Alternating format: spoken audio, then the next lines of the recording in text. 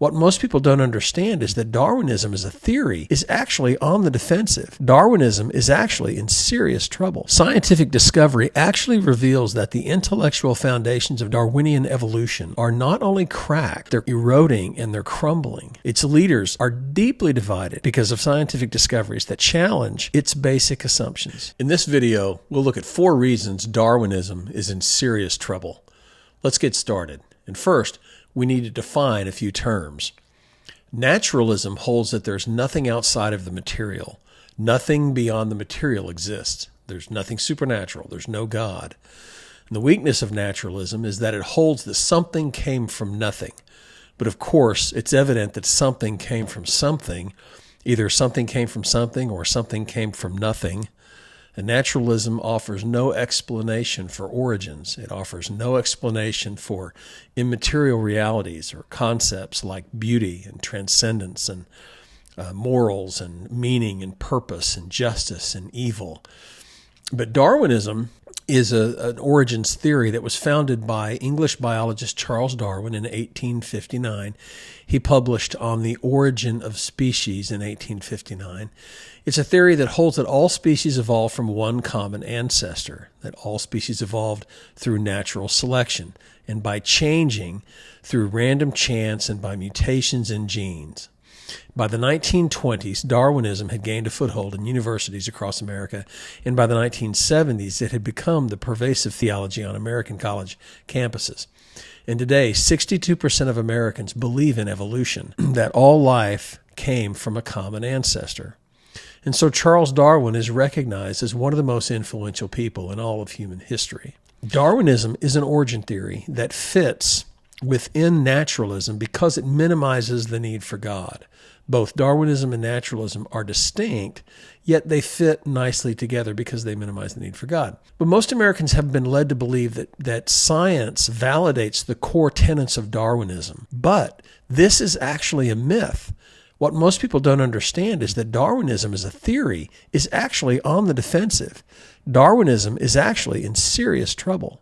Scientific discovery actually reveals that the intellectual foundations of Darwinian evolution are not only cracked, they're eroding and they're crumbling.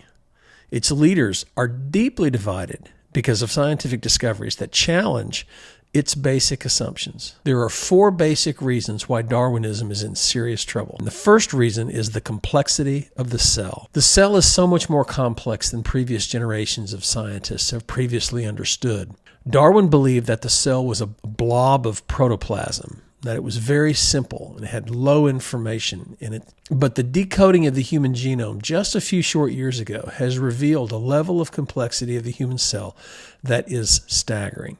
You see, inside the cell are designed microscopic gears and pulleys and levers and engines, and each are operating with specific instructions.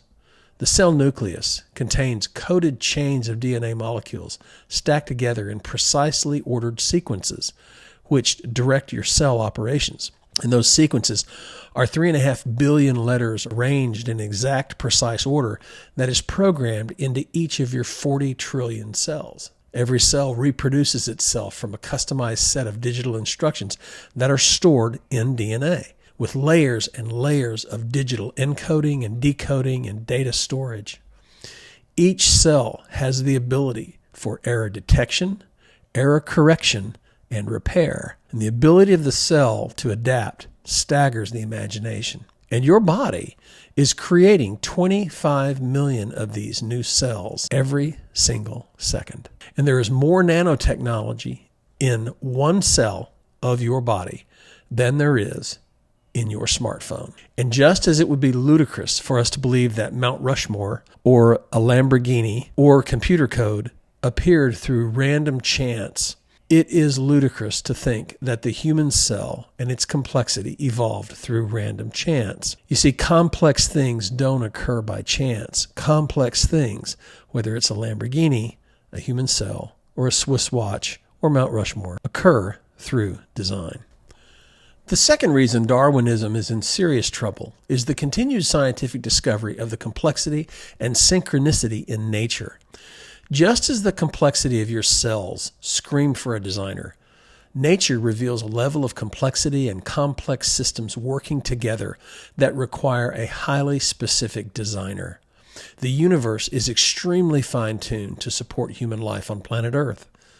It's an old idea that is always continually being reinforced by new data. These anthropic constants or anthropic facts are in existence all around us, such as the oxygen level in the atmosphere.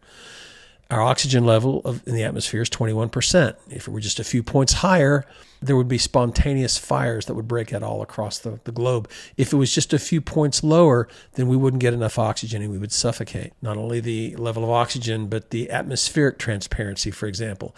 Less transparent or heavier atmosphere means insufficient solar radiation would reach the Earth. And more transparent or thinner atmosphere would result in too much radiation reaching the Earth, and it would kill us. Or another anthropic constant is the existence of Jupiter, for example.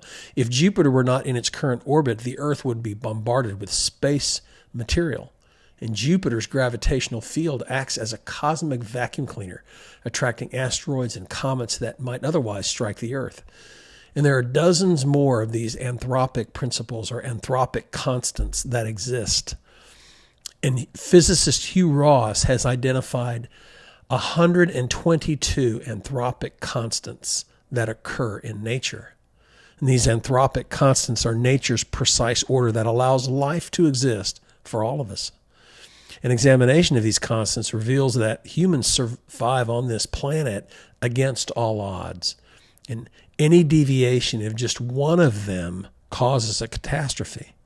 And their dependence upon each other adds to their complexity. And so statistically, by chance, it is impossible for life to survive on this planet.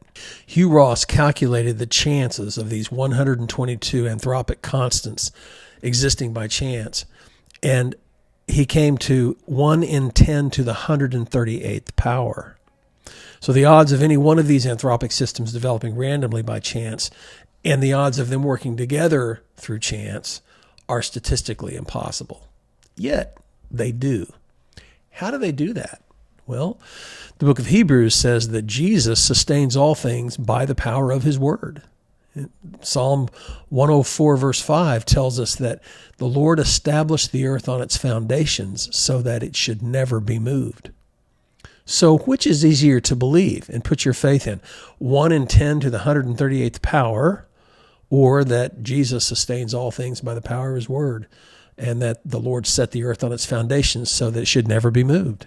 This is why my friend Frank Turek has so eloquently written in his book, I Don't Have Enough Faith to Be an Atheist, that it takes more faith to be an atheist than it does to be a Christian. Well, the third reason that Darwinism is in serious trouble is the near universal understanding now that the universe is not infinitely old. Scientists now know that the universe is expanding and that it began expanding at a point in time. And if it began expanding at a point in time, it had a beginning. Or, as has been said, the Big Bang had a banger.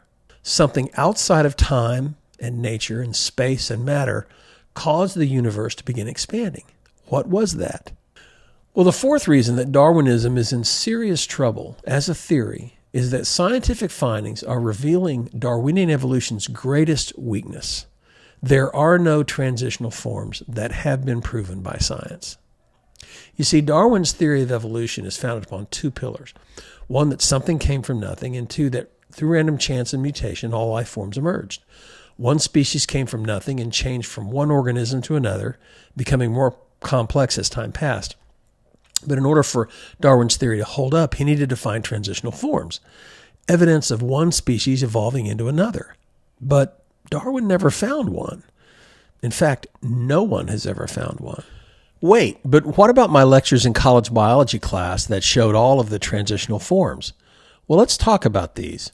So, microevolution refers to evolution within types or within species, where the evolution of that species is very minor and it is based upon environment and other factors. An example of this is that a finch's beak gets bigger or stronger depending upon the amount of rain or other environmental factors.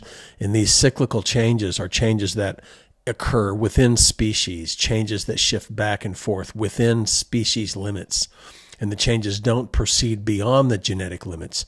Birds can alter some features, but they are still birds. And microevolution is consistent with an orthodox Christian view of origins. Now, macroevolution is what Darwinists espouse, and that's evolution between the types or between the species. Natural selection has never observed creating new types or new organisms or new species, and the transitional forms between species have never been identified. Now, Darwinists would say that's because it's too slow to see. It happens too slow. It happens over time. Well, that's true. That's one reason why we wouldn't see it today, but there is a huge problem with that. See, if this occurred over time, there would be proof in the fossil record, and there is no proof of transitional forms in the fossil record. There are a few fossils that scientists speculate are evidence of a transitional form. Well, what are the leading transitional fossils? Well, that Darwinists point to? Well, let's look at the Archaeopteryx. It is considered a transitional fossil because it appears to contain characteristics of both reptiles and birds. Translation, it appears to have, from the image on a fossil, it appears to have tail and feathers. It appears from a fossil. Really, the appearance, that's your evidence, that's your proof? That's not proof, it's speculation. It's evidence and it's speculation. Another prominent fossil is the Pachycetus.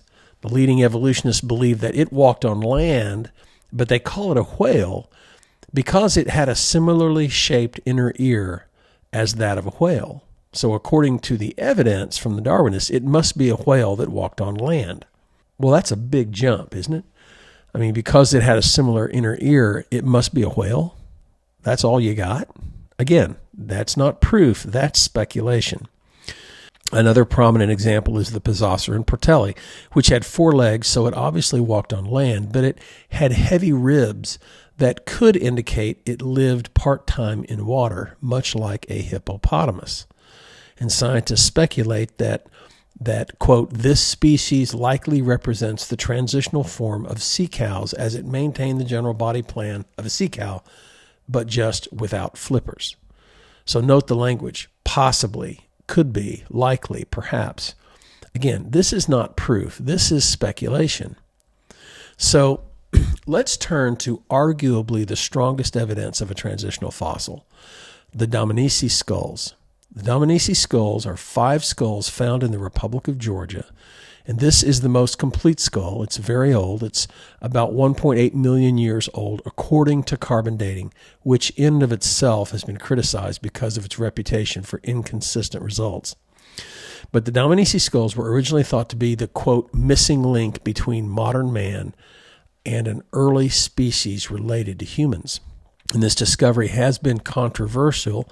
It's led to a lot of speculation, but there are no definitive conclusions about the Dominici skulls. The leading theory today is that they were probably what is referred to as Homo erectus. Now, so you must ask, okay, well, if that's the case, which that's one theory, what is the difference between Homo erectus and Homo sapien, or modern man?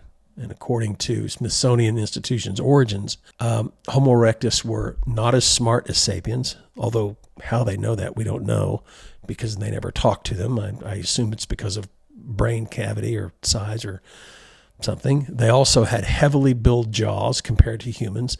Homo erectus had longer legs than Homo sapiens. We are taller than they were on average, but we had much better speech, although I'm not sure how they know that. Their bones were stronger and less fragile. So that's the distinction between Homo erectus and Homo sapien. But think about that. Really? Size of limbs, prominent brow lines, that's all you got? Scientists have created images of what they believe these beings represented by the Dominici skulls look like. And these images, if you look at them, they don't look too different than some humans. So the bottom line from reviewing the data on Dominici is that they don't prove anything. Again, it's speculation. And paleontology is not providing proof, it's providing evidence, which leads to a very, very important principle that must be understood when talking about transitional fossils. And that's that a fossilized bone is very limited in what it reveals. You see, paleontology doesn't show gradualism. It doesn't show any transition. It's a snapshot. And Darwin acknowledged that the fossil records don't show gradualism. On The Origin of Species, he wrote, "Why then is not every geological formation and every stratum full of such intermediate links? Geology assuredly does not reveal any such finely graduated organic chain, and this perhaps is the most obvious and gravest objection which can be argued against my theory." So Darwin expected that future fossil discoveries would validate his theory, but the fossil record has actually shown to be an embarrassment for his theory. If Darwinism were true, we would have found thousands upon thousands of transitional fossils by now. Stephen Gould of Harvard University admits that the fossil record doesn't support Darwinism. The extreme rarity of transitional forms in the fossil record persists as the trade secret of paleontology. The evolutionary trees that adorn our textbooks have data only at the tips and the nodes of their branches. The rest is inference. Did you hear that? The rest is inference, however reasonable, not the evidence of fossils. National Geographic, in their 2004 article, "Was Darwin Wrong?" admitted the weakness of the fossil record. Illuminating but spotty, the fossil record is like a film of evolution from which 999 of every 1,000 frames have been lost on the cutting room floor. Well, what is the definition of spotty? Only one of 1,000 frames? That's a pretty small spot. Finally, it's critical to mention the Cambrian Explosion, or biology's Big Bang. Before 538 million years ago, all that has been found were single-cell or small multi-cell organisms. And then suddenly, at 538 million years ago, the geological record shows that there appeared virtually all animal groups, including those we have today. And they appeared fully formed, and they appeared at the same time. So that is not evidence of gradual evolution, but rather it's evidence of instantaneous appearance. The fossil evidence reveals the limits of paleontology, and fossil records can show similar shapes and structures, but paleontology cannot establish ancestral relationships. These are rather measured by soft anatomy, by blood, tissues, organs, and 99% of the biology of any organism resides in its soft anatomy, which is inaccessible in a fossil. Michael Denton asks in his book, Evolution, A Theory in Crisis, he asks, does soft anatomy examination of existing species, examining it at the cellular level, even at the atomic level, reveal commonalities between species? In other words, if various species evolved from a common ancestor, wouldn't you see certain commonalities? And wouldn't these commonalities provide a possible explanation of not only if, but how macroevolution occurred? This is the great question that needs to be asked. And the molecular analysis of different species reveals no evidence of Darwinian transitions, only molecular gaps that exist between species. He says, quote, at a molecular level, there is no trace of the evolutionary transition from a fish to an amphibian to a reptile to a mammal. He says, so amphibia, always traditionally considered intermediate between fish and other terrestrial vertebrates, are, in molecular terms, as far from fish as any group of reptiles or mammals. But wait a minute, don't we have similar DNA as primates or other animals? Well, yes, we do. All living things contain DNA, and some studies show that 90% of human DNA is similar to that of apes. Well, Darwin has claimed that this proves common ancestry, but it doesn't prove anything. It might just prove a common designer. I mean, don't both species eat the same food in the same ecosystem and breathe the same oxygen? Why would we expect them to have wholly different biochemical makeup? Some studies also show that 90% of human DNA is also similar to that of mice. So the key is that soft tissue reveals genetic limits, and genetic limits and barriers are built into types and are built into species. Our human DNA contains the instructions for ordered sequence of the amino acids that make up the proteins, which do most of the work in our bodies. And any variation in the order of these amino acids renders the protein dysfunctional. It renders the cell irreducibly complex. We've mentioned irreducible complexity before. Changing any part of the complex cell causes it to stop functioning. And these genetic limits are hardwired into our biology. And as you see in this graphic, if intelligent breeding cannot exceed genetic limits, how can non-intelligent breeding, aka Darwin's random chance of mutation, exceed genetic limits?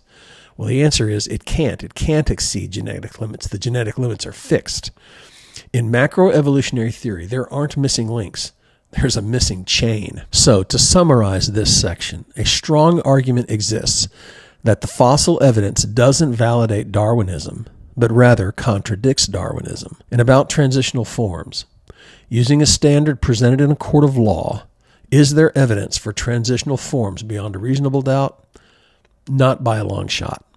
The reasonable conclusion is that it's speculation based upon extremely limited evidence. It's important to know that Darwin expected that future scientists would find absolute proof of transitional forms.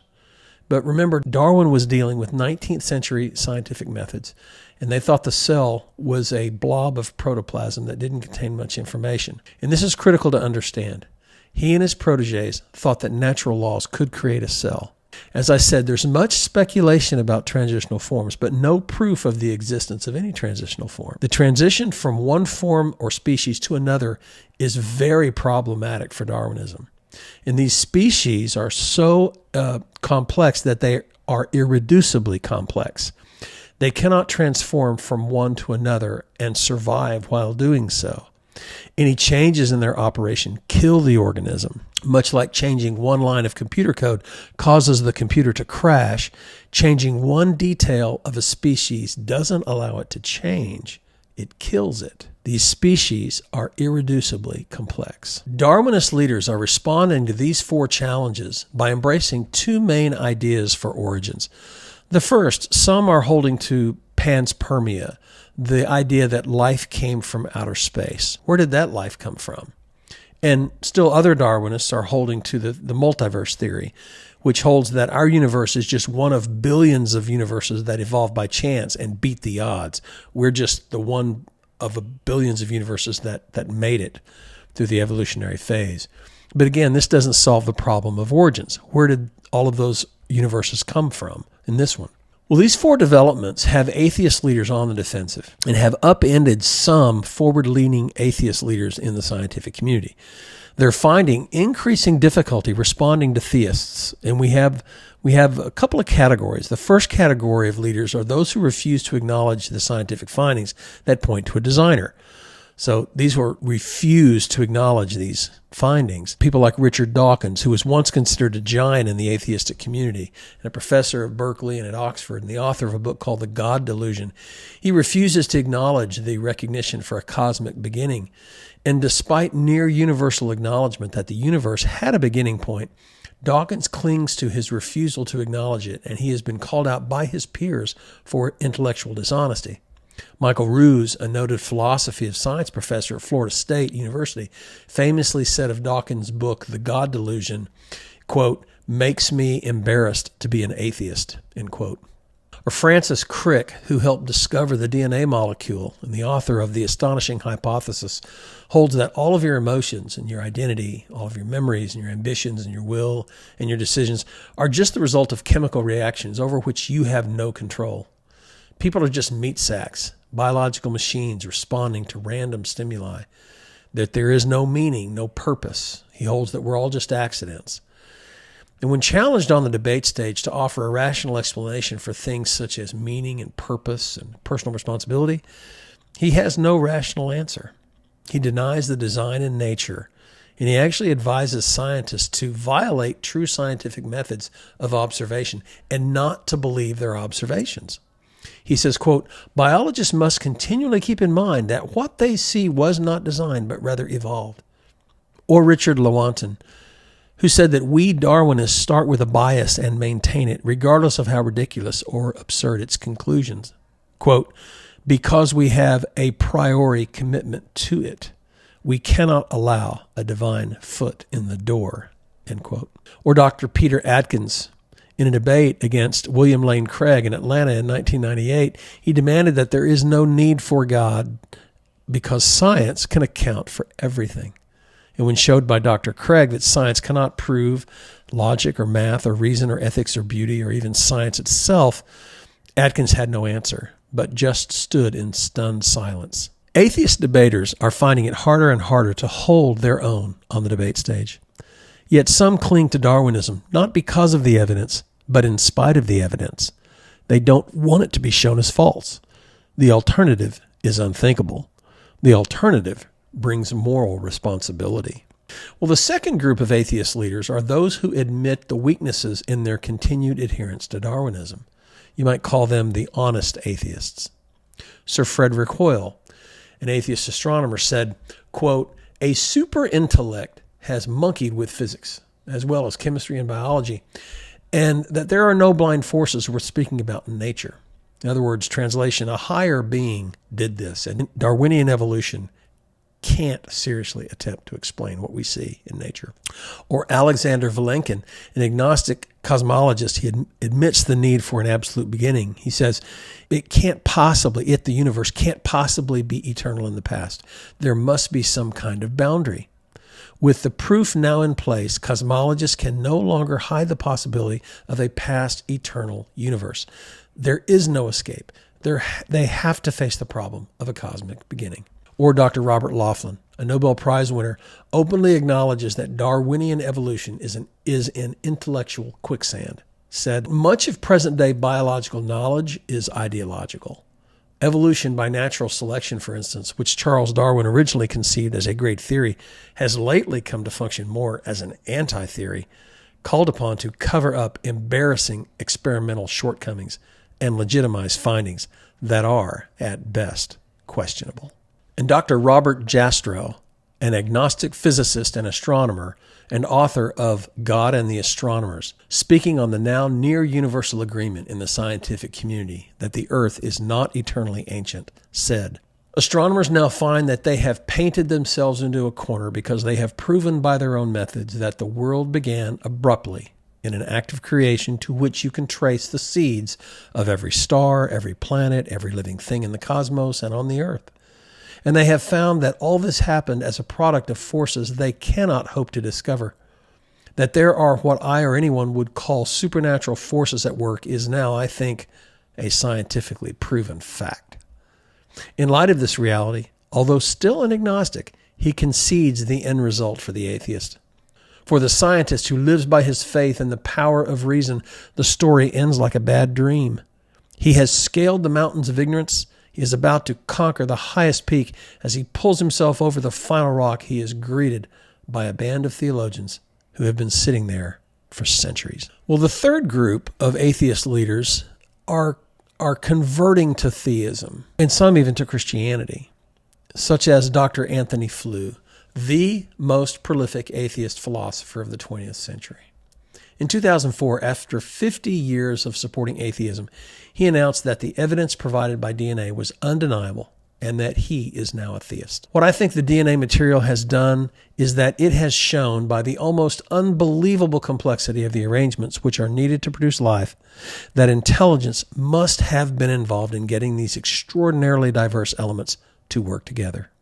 Or Michael Guillen, physicist, astronomer, mathematician, former ABC News science editor, and author of Believing is Seeing, who lectures now on his pursuits in science that shattered his atheism and led him to faith in Christ, and now to concede that science and faith are intertwined and are permeated by the same divine elegance, divine beauty, and divine truth.